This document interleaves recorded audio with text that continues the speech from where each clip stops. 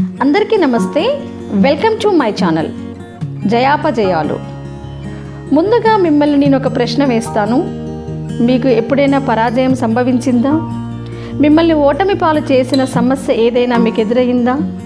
మీ జీవితంలో బాధాకరమైన పరిస్థితి ఏదైనా ఎప్పుడైనా ఎదురైందా? మీరు ఎప్పుడైనా నిరాశ పాలయ్యారా? మీ హృదయం ఎప్పుడైనా ముక్కలు చెక్కలైందా? దీనికి మీ సమాధానం అవునైతే మిమ్మల్ని నేను మరొక ప్రశ్న వేస్తాను. మీరు గులాబీలకు ముళ్ళున్నాయని బాధపడతారా, విచారిస్తారా, లేదా ఒక ముళ్ళ పొద అందమైన గులాబీలు పూస్తున్నదని సంతోషిస్తారా?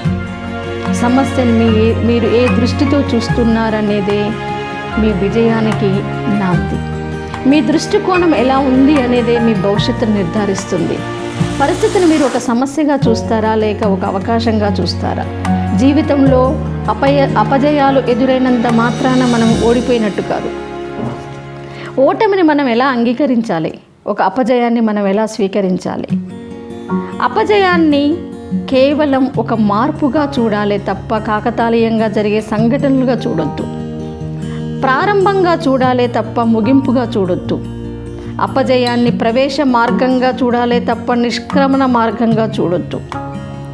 అపజయాన్ని మనం వెళ్ళే మార్గంలో ఒక వంపుగా చూడాలి తప్ప, ఒక టర్నింగ్గా చూడాలి తప్ప అంతంగా చూడొద్దు. అపజయాన్ని ఒక ఫుల్ స్టాప్గా ఎప్పుడూ చూడొద్దు. కేవలం కామాలా మాత్రమే చూడాలి. మరొక మాటలో చెప్పాలి అంటే ఇది వాక్యంలో ఒక చిన్న విరామం మాత్రమే, వాక్యం ముగింపు కాదు.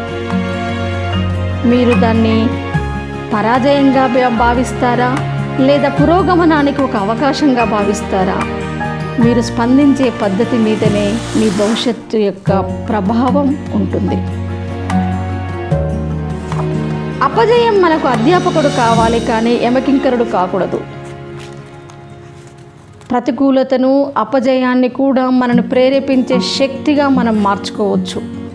ప్రతి సంక్షోభంలోనూ ఒక అవకాశం ఉంటుంది. సమస్యలే లేకుంటే అవకాశాలు ఉండవు. అవకాశాలే విజయానికి కీలకం.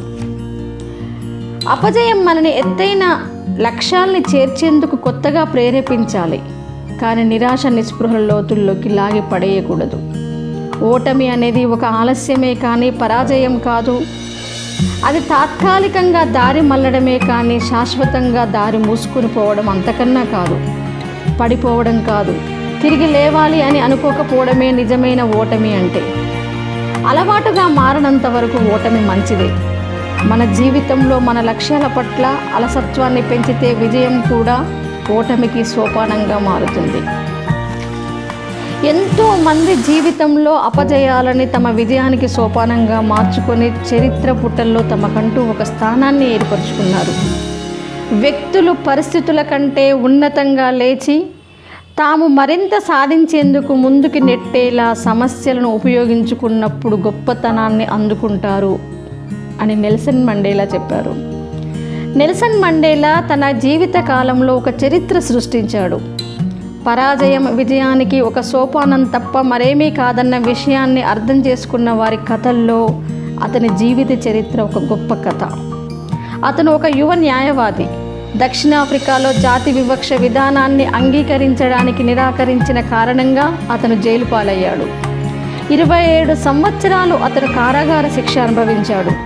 జాతి వివక్ష విధానాన్ని అంగీకరిస్తానని ఒక బహిరంగ ప్రకటన చేస్తే అతనిని విడుదల చేస్తామనే ప్రతిపాదన ప్రభుత్వం నిరంతరం చేస్తుండేది, కానీ అతను అలా చేయడానికి నిరాకరించాడు.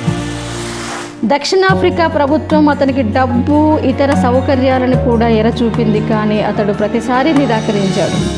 27 సంవత్సరాల తర్వాత మండేలా విడుదలయ్యాడు.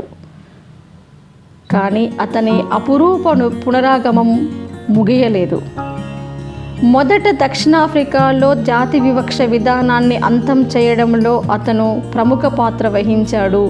కొన్ని సంవత్సరాల తర్వాత దక్షిణాఫ్రికాకు మొట్టమొదటి నల్లజాతి ప్రెసిడెంట్ అయ్యాడు.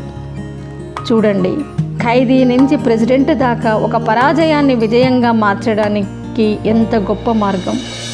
అందుకే మన జీవితంలో ఎదురయ్యేటువంటి పరాజయాలను చూసి మనం కుంగిపోవద్దు. పరాజయం అనేది పరాజితులను నిస్తేజపరుస్తుంది, కానీ విజేతలను మాత్రం ప్రేరేపిస్తుంది. పరాజయాన్ని, అపజయాలని, ప్రతికూలాలని ప్రేరణగా తీసుకొని ప్రయత్నిస్తే అంతిమ విజయం మనదే అవుతుంది.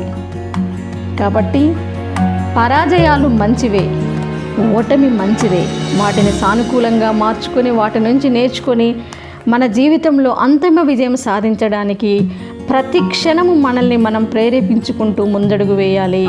అప్పుడే జీవితంలో మనం గెలిచినట్టు లెక్క. సో మీ పరాజయాలకి మీరు కృంగిపోకుండా, ఎక్కడా వెనకడుగు వేయకుండా వాటిని మీ విజయానికి సోపానాలుగా మార్చుకొని మీరు విజయం సాధిస్తారని చెప్పేసి నేను ఆశిస్తున్నాను. Thank you very much.